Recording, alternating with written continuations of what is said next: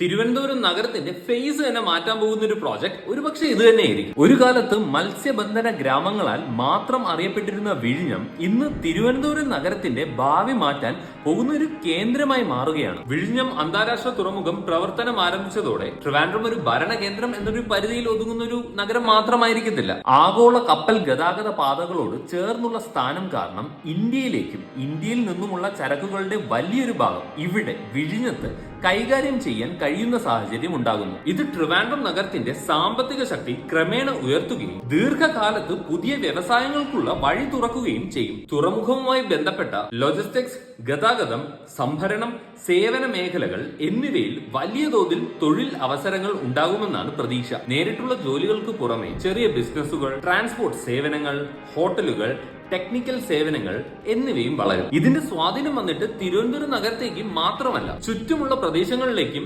വ്യാപിക്കും. Road, rail, വിമാനത്താവളം എന്നീ സൗകര്യങ്ങൾ ഇതിനകം തന്നെ ലഭ്യമായതിനാൽ ചരക്കുകളുടെ നീക്കം എളുപ്പമാവുകയും ചെലവ് കുറയുകയും ചെയ്യും. ഇതെല്ലാം തന്നെ ചേരുമ്പോൾ ട്രിവാൻഡ്രം നഗരത്തിന്റെ സാമ്പത്തിക ശക്തി കൂടുതൽ ശക്തമാകും. Over the course of time വിഴിഞ്ഞം തുറമുഖം തിരുവനന്തപുരം എന്ന നഗരത്തെ ഒരു പുതിയ ഘട്ടത്തിലേക്ക് നയിക്കും. വിനോദസഞ്ചാരം മുതൽ വ്യാപാരം വരെ പല മേഖലകളിലും ഒരു പോസിറ്റീവ് ചേഞ്ച് സംഭവിക്കും. ക്രൂയിസ് ടൂറിസം, അന്താരാഷ്ട്ര ബന്ധങ്ങൾ, നിക്ഷേപ സാധ്യതകൾ എന്നിവയിലൂടെ ഈ ട്രിവാൻഡ്രം നഗരത്തിന്റെ മുഖം പതുക്കെ മാറും.